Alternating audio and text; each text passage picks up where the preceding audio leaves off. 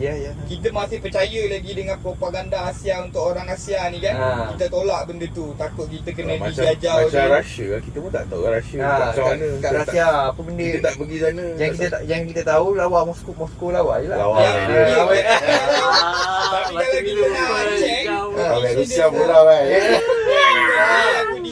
Sebab dia tak kahwin lagi. Kita pun kita nak cari Rusia. Amin. Awak ada rezeki Rusia, kita nak.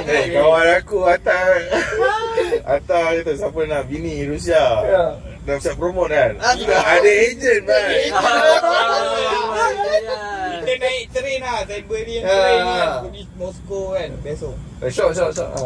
Gaji 2-3 ribu je cukup. Diorang cakap Situ tak ada yang terlampau kaya, tak ada yang terlampau miskin. Ya. China baik Russia. Sebab dia negara komunis. So sebab tu dia punya kalau kau kaya, kau kena contribute juga. apa dia cakap, dia komunis punya cara, dia akan leader yang akan makin kaya, hamba akan digunakan. Betul lah. Tapi apa yang jadi sebenarnya sistem demokrasi yang jadi macam tu. Betul. Yang kaya makin kaya, kita ni makin miskin ni. Betul. Tapi kat sana dia orang tak ada yang terlampau kaya. Kalau kau kerja rajin, kau akan kaya, kau akan hidup mewah.